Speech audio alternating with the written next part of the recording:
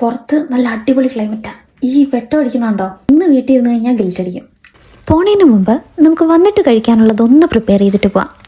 ഞാനിവിടെ എടുക്കുന്നത് ഫ്രോസൺ സ്ട്രോബെറീസും ബ്ലൂബെറീസും ആണ്. അതിൻ്റെ കൂടെ പ്രോട്ടീൻ യോഗേർട്ട് ആഡ് ചെയ്യുന്നുണ്ട്. വാനില ഫ്ലേവേർഡ് ആയതുകൊണ്ട് തന്നെ അത് ചുമ്മാ കഴിക്കാൻ തന്നെ അടിപൊളിയാണ്. വേറൊന്നും വേണമെന്നില്ല അതിൻ്റെ കൂടെ. വിൻ്ററിന് നമ്മുടെ കൂടെ കൂടിക്കേറിയ ഈ സ്വെറ്ററിൽ നിന്നൊക്കെ ഒന്ന് വിരാമം ഇട്ടിട്ട് ഇപ്രാവശ്യം ടീഷർട്ട് പിടിക്കാമെന്ന് വിചാരിച്ചു. ഇവിടെ നമ്മുടെ വീടിൻ്റെ അടുത്തായിട്ട് തന്നെ ഒരു ഫുട്ബോൾ ഗ്രൗണ്ട് ഉണ്ട്. അതുകൊണ്ട് തന്നെ മിക്ക ദിവസവും അവിടെ പ്രാക്ടീസ് ചെയ്യാനായിട്ട് ആരെങ്കിലുമൊക്കെ കാണാറുണ്ട്. വിചാരിച്ച പോലെയല്ല, ചെറിയ കാറ്റുണ്ട്. ഇവിടെ സൺഡേസിലൊക്കെ പുറത്തിറങ്ങിയാൽ ഇതുപോലുള്ള വിജനമായിട്ടുള്ള റോഡുകൾ കാണാനായിട്ട് പറ്റും. ഇപ്പം ചെറുതായിട്ട് വിശപ്പിൻ്റെ വിളി വരുന്നുണ്ട്. അതുകൊണ്ട് നമുക്ക് പതിയെ വീട്ടിലേക്ക് യൂട്ടേൺ അടിക്കാം.